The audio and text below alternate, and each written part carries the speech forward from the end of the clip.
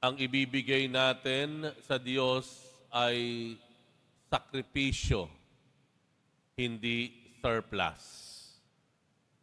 God desires our sacrifice, not our surplus. Ito po yung nakita natin dun sa Ebanghelyo.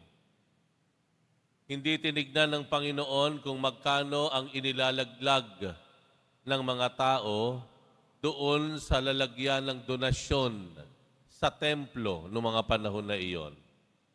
Hindi po iyon ang kanyang tinitignan.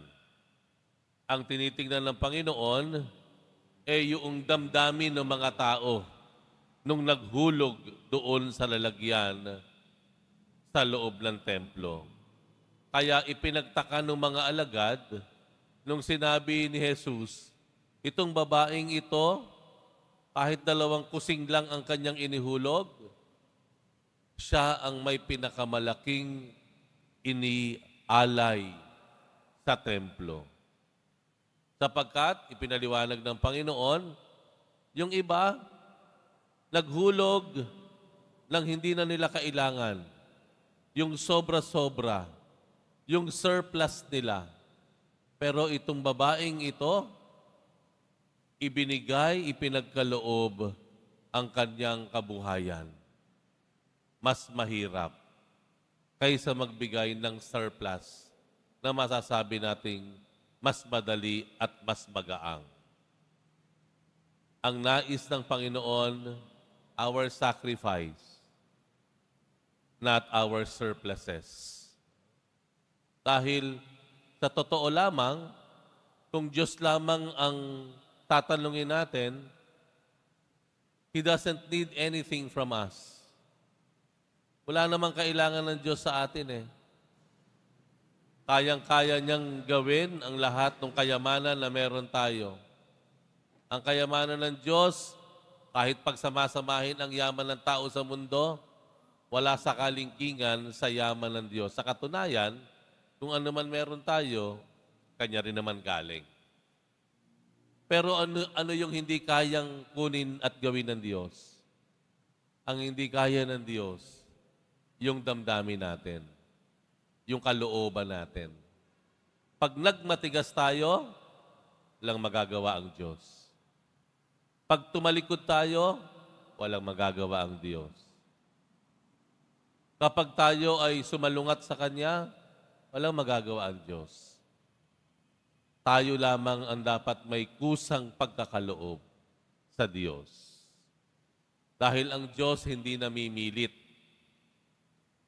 Ang Diyos ginagalang yung kalayaan or freedom na ibinigay din naman niya sa atin bilang mga nilikha niya ayon sa kanyang wangis.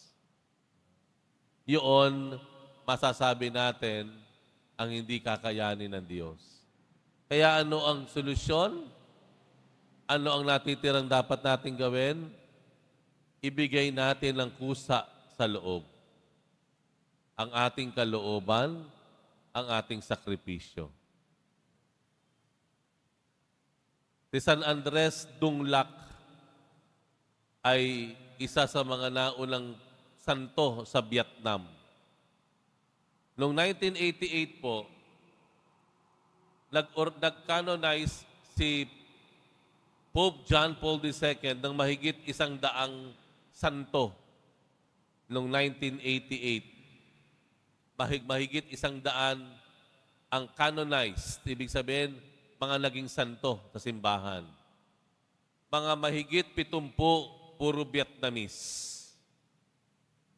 Pero maniniwala ba kayo kahit noong 1988, ipinagbawal ng gobyerno ng Vietnam na dumalo sa canonization ng kanilang mga kalahi. Ang mga dumalo lamang doon ng mga Vietnamese, yung galing sa ibang bansa, maliban sa bansa ng Vietnam.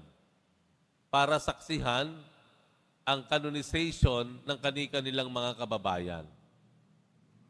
Ito po ay nagpapakita sa atin kung gaano kahigpit ang pamahalaan ng Vietnam maging noong 18th century na kung saan nabuhay si San Andres Dunglac bilang isang pare. Ano ba nangyari sa kanila? Noong panahon na iyon, ipinagbabawal po ang foreign mission. Ibig sabihin, mga relihiyon na daladala ng mga dayuhan, kasama na ang Kristyanismo. Nagkataon po si San Andres, pari na. Siya ay hinanap, inusig, inaresto, pero paulit-ulit siya na nangangaral at nagmimisyon. Pwede naman siyang tumakas na, pero ibinigay niya ang kalooban niya sa Diyos. Handa siyang magsakripisyo. Kung kaya't, dumating ang panahon, siya ay tuluyan ng pinugutan ng ulo.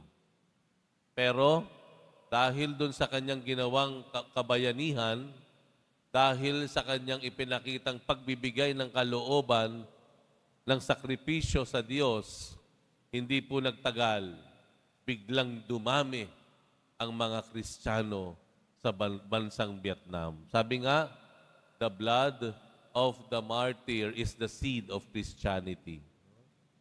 Yung mga naginawang sakripisyo ng mga martir ang siyang nagparami ng pananampalatayang Kristyanismo.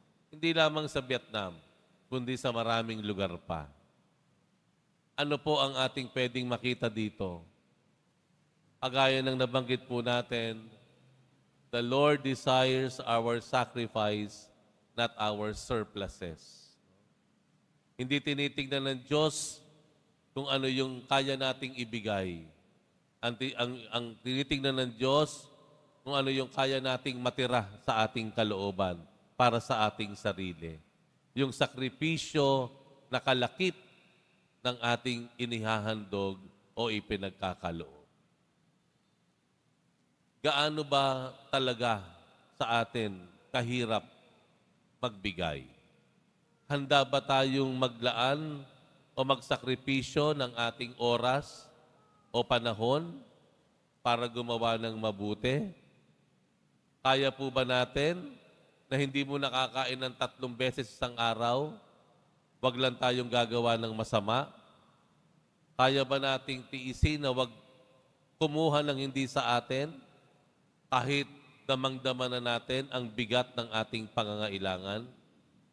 Kaya po ba nating magpaumanhin kahit galit na tayo dun sa tao?